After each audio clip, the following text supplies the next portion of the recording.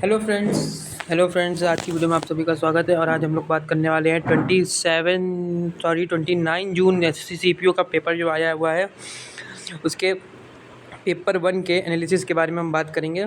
इससे पहले के पेपर का मैं कल के पेपर का डाल नहीं पाया था, परसों के पेपर का मैंने एनालिसिस डाला है। अगर आपको देखना है जाके चैनल पे देख लें। इस वीडियो में हम लोग आज के एग्ज़ाम के आए हुए क्वेश्चंस की बात करेंगे, प्लस कौन से टॉपिक हमें आगे के एग्ज़ाम के लिए पढ़ने चाहिए, एसएससी समय किससे ज़्यादा क्वेश्चन बना रहा है, इसकी हम बात करेंगे और साथ में कट ऑफ की भी बात करेंगे। चलिए बात करते हैं पहले क्वेश्चन की। पंडित जसराज बिलोंग्स टू विच घराना। पहला क्वेश्चन ये आया था, पंडित जसराज किस घराने से बिलोंग करते हैं। तो पंडित जसराज बिलोंग करते हैं मेवाटी घराना से। किस घराना से बिलोंग करते हैं? मेवाटी घराना से बिलोंग करते हैं पंडित जसराज। बात करें दूसरे क्वेश्चन की, महापौत्रा एक आगे का नाम याद आ रहा है, पीछे की इनकी सरनेम पता है। महापौत्रा किस डांस फॉर्म से रिलेटेड यानी किस नृत्य से रिलेटेड है? तो इसका उत्तर होने वाला उड़ीसी नृत्य से रिलेटेड है कौन? महापौत्रा। पॉलिटिक्स से क्वेश्चन देखने को मिला था, फंडामेंटल ड्यूटीज़ टेकन फ्रॉम, मतलब कि फंडामेंटल ड्यूटीज़ जो थी वो किस कमेटी से ली गई थी? तो इसका आंसर था स्वर्ण सिंह कमेटी।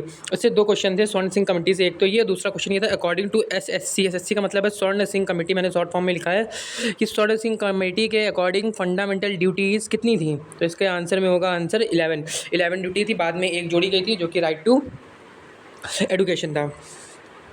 अब हम बात करते हैं क्वेश्चन नंबर 5 की। आर्टिकल 166 क्लॉज 1 से क्वेश्चन था कि इस आर्टिकल में क्या लिखा है। तो इस आर्टिकल में all works of the state on the name of the governor, मतलब जितने भी कार्य होंगे किसी राज्य के वो किसके नाम पे किए जाएंगे? राज्यपाल के नाम पे। ये क्वेश्चन दिया था ऑप्शन में 161A, 161(2)A, 164A और जहाँ तक 166A था, तो इसका आंसर 166A है।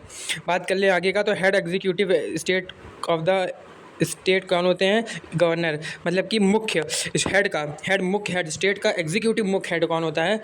तो गवर्नर होता है।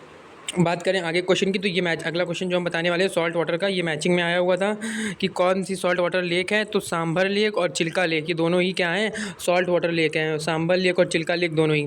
बात करें आर्टिकल 17, तो अनटचेबिलिटी से, ये कंफर्म नहीं है ये आर्टिकल पूछा गया था कि नहीं, लेकिन कुछ बच्चों ने बताया तो मैंने इसमें लिख दिया। अगला क्वेश्चन है तोत ए हिंद की उपाधि किसे दी गई है? तो अमीर खुसरो को दी गई है। ऑप्शन में तानसेन भी था, बहुत से लोगों ने तानसेन को सोचा होगा, लेकिन तानसेन इसका रॉन्ग आंसर है। इसका सही आंसर है तोत ए हिंद कौन है? अमीर खुसरो। बात करें Mughal belong to prophet Mohammad, वो कौन से मुगल हैं जो प्रॉफिट मोहम्मद से बिलोंग करते हैं? मतलब कि किसी बुक का नाम दिया था, उस बुक में ऐसा बताया गया है कि जो मुगल हैं वो प्रॉफिट मोहम्मद के वंशजों से बिलोंग करते हैं। तो इसके आंसर में ममलूक डायनेस्टी था, यानी स्लेव डायनेस्टी, और खिलजी था। ऐसे ऑप्शन थे, सैयद थे। तो इसका आंसर कंफर्म नहीं है, मे भी इसका आंसर खिलजी होगा, बाकी आप इसको चेक कर सकते हैं। अगले की हम बात करें, सत्यशोधक समाज के फाउंडर कौन थे? तो ये तो ज्योतिबा फूले थे, ये तो कंफर्म आंसर है इसका। ज्योतिबा फूले किन्होंने क्या किया है? सत्यशोधक समाज को लॉन्च किया है। दोस्त पैसे ठाकुरगढ़, ये एक बुक है, अभी हाल ही में लिखी गई है। बुक किसने लिखी है? अनुजा चौहान ने। इसका आंसर क्या होगा? अनुजा चौहान। इसका आंसर क्या होगा? अनुजा चौहान। अब आगे हम बात करें स्पिल द बिन्स एक आइटम है, इंग्लिश की थोड़ी बात कर लें। इसका आंसर क्या होगा? तो रिवील सीक्रेट, यानी किसी रहस्य को खोलना। स्पिल द बिल का आंसर क्या है? किसी रहस्य को खोलना। अब हम आगे बात करें कुछ आइटम्स की और बात करें, तो ball into the court एक ही आइटम आया था। Ball into the court है का मतलब होता है सही अवसर का फ़ायदा उठाना। बात करें आई टू आई मतलब सहमत होना, किसी बात का से सहमत होना। आई टू आई का मतलब क्या होता है? किसी की बात से सहमत होना। निप ना बढ़ मतलब किसी को बढ़ने से रोक देना, बढ़ने से। इसके अकॉर्डिंग सिचुएशन जो आंसर है वो आप अपने देख लीजिए, का ऑप्शन में मिला लीजिएगा। वन हु इज़ एक्सेसिव इंथुजिज्म, जो बहुत ज़्यादा सबसे घुला मिला हो। एक्सेसिव मतलब विचार जो खुद स्पष्ट करता हो, खोल के स्पष्ट करता हो।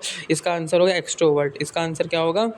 एक्सट्रोवर्ट। क्वाडिश मतलब होता है कायर, उसका उल्टा होगा बोल्डनेस मतलब होता है बहादुर। इंस्टिपिड मतलब होता है स्वादहीन। इंस्टिपिड मतलब क्या होता है? स्वादहीन। तो इसका एंटोनियम पूछा गया था, सिनोनियम पूछा गया था, ये तो कंफर्म नहीं है, बट इसको आप अपने ऑप्शन के हिसाब से देख लीजिएगा। अगले क्वेश्चन की हम बात करें, तो इसमें पूछा गया है गवर्नमेंट बाय द फ्यू, मतलब ऐसी गवर्नमेंट जो कुछ ही लोग चलाते हैं, उसका आंसर होगा ओलिगार्की। उसका आंसर क्या होगा? Oligarchy. ICC world cup India, कौन सा आने वाला ICC world cup India host करने वाली? तो 2023 का जो संस्करण है, 2023 का संस्करण, वो कौन होस्ट करने वाला है? सॉरी 2023 नहीं, यहाँ पर आंसर होगा 2031 का जो संस्करण है वो कौन पेश करने वाला है? तो यहाँ पर वो पेश करने वाला है भारत। और बांग्लादेश मिलकर। हंटर इंडेक्स में इंडिया ने किस कंट्री को पीछे छोड़ा है? तो बांग्लादेश को हाल ही में क्या करा है, इंडिया ने पीछे छोड़ा है। 121 कंट्रियों में 190 नंबर पे आई है। सोल्जर फॉर अ मनी, ऐसे सोल्जर जो पैसे के लिए काम करते हैं उनको हम क्या बोलते हैं वन वर्ड में? तो मेरी कैनेरी, उनको हम बोलते हैं मेरी कैनेरी। और एस में याद कर लिए सिनिक्योर, एक वर्ड ये भी इंपॉर्टेंट है, सिनिक्योर, ये भी आ सकता है, इस वर्ड के बारे में भी पढ़ सकते हैं अगले आगे की शिफ्ट में, ये वर्ड आ सकता है सिनिक्योर। अब हम बात करें ऑन द थिन आइज, इसका मतलब होता है रिस्की सिचुएशन में। ऑन द थिन आइज का मतलब होता है, इसमें आइटम्स तो कंफर्म नहीं है ये आया था कि नहीं, बस ये एक आइटम एक मतलब वर्ड सेंटेंस आया था, उसमें 4 ऑप्शन में थे, तो उनमें से ये ऑप्शन था। एक तो on a face fast line था और एक ये रिस्की सिचुएशन वाला था। बात करें इंडस्ट्रियल प्लानिंग किस में हुई थी, तो सेकंड 5 ईयर प्लान में ये क्वेश्चन आया था। इंडस्ट्रियल प्लानिंग किस में हुई है, तो सेकंड 5 ईयर प्लान में इंडस्ट्रियल प्लानिंग है। अब ना इसी से रिलेटेड क्वेश्चन आता है 1950 में क्या हुआ था, तो 1950 में प्लानिंग कमीशन का गठन हुआ था। 1950 में और 1951 से क्या हुआ था, सारी योजनाएं चालू कर दी गई थी। अब हम बात करें कुछ और क्वेश्चंस की, तो कुछ क्वेश्चंस की अगर हम बात करें रीजनिंग से, तो रीजनिंग का पेपर थोड़ा सा हार्ड था। रीजनिंग के कुछ क्वेश्चंस पे अगर हम ध्यान दें, तो एक क्वेश्चन रीजनिंग का इस तरह से आया था 67, 79, 78, 103 ऐसे करके क्वेश्चन आया था। इसमें क्या करना था कि ये देखिए 8 का स्क्वायर प्लस 3, ये कई लोगों का डाउट था। 9 का स्क्वायर माइनस 3, 10 का स्क्वायर प्लस 3, ऐसे ही अगले वाले में 11 का स्क्वायर प्लस 3 और इसके अगले वाले में 12 का स्क्वायर माइनस 3। इस तरह से क्वेश्चन आप लोगों के एग्ज़ाम में देखा गया था। ठीक, इसमें थोड़ी गलत होगा, यहाँ पर माइनस होगा, यहाँ पर प्लस होगा। ठीक, एक रीजनिंग से इस तरह का क्वेश्चन देखा गया था। और बाकी हम बात करें रीजनिंग के कुछ और क्वेश्चंस की, तो ऐसी रीजनिंग के डिकोडिंग कोडिंग से क्वेश्चन बहुत कम थे, नंबर एनालॉजी ज़्यादा थी, रिलेशन थोड़े क्वेश्चन थे, और थोड़े क्वेश्चन क्या कहते हैं हम आपके ऐसे ही सारे क्वेश्चन से मिला के रीजनिंग मॉडरेट थी। बात कर लेते हैं मैथ्स की, तो मैथ्स में जो सबसे ज़्यादा थी वो थी अर्थमेटिक, और एडवांस का भी लेवल था, थोड़ी एडवांस भी थी। कुछ क्वेश्चन एक सर्कल से क्वेश्चन था कि 2 सर्कल के बीच की डिस्टेंस दी गई थी और ये टेंजेंट की डिस्टेंस रेडियस दी गया था, तो बीच का कन्वर्स टेंजेंट निकालना था, तो उसका फॉर्मूला होता है √d² minus r1 plus r2 का होल स्क्वायर, ये फॉर्मूला होता है उसका निकालने के लिए। ठीक, इस तरह से क्वेश्चन थे, एडवांस के थे, ट्रिग्नोमेट्रिग्नो के क्वेश्चन थे कुछ, और क्या कहते हैं प्लस सिंप्लीफिकेशन के ज़्यादा क्वेश्चन थे। तो इसी तरह से हम बोल सकते हैं मैथ का जो लेवल था वो भी मॉडरेट था, हार्ड नहीं था। अब हम बात करते हैं इंग्लिश का, तो इंग्लिश का लेवल ईजी था, इंग्लिश कुछ ज़्यादा हार्ड थी नहीं। ओवरऑल पेपर की बात करें तो इंग्लिश का लेवल ईजी था। रीजनिंग का लेवल थोड़ा सा हार्ड था, इसको हम हार्ड में रखेंगे, और मैथ का लेवल मॉडरेट था। और जीएस की बात करें तो जीएस का लेवल मॉडरेट से हाई था।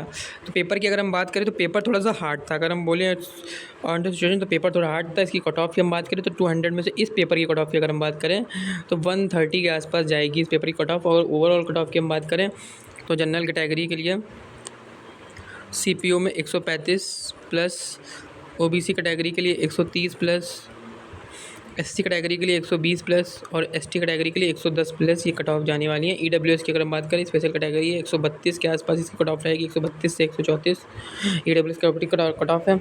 मेरे अकॉर्डिंग ये कट ऑफ रहेगी। आगे के पेपर इसी के बेसिक पे आप लोग पढ़ सकते हैं। आगे के पेपर का एनालिसिस इसी चैनल पर देखने को मिल जाएगा, इसलिए चैनल को सब्सक्राइब करिए। थैंक्स फॉर वॉचिंग, वीडियो देखने के लिए थैंक्स।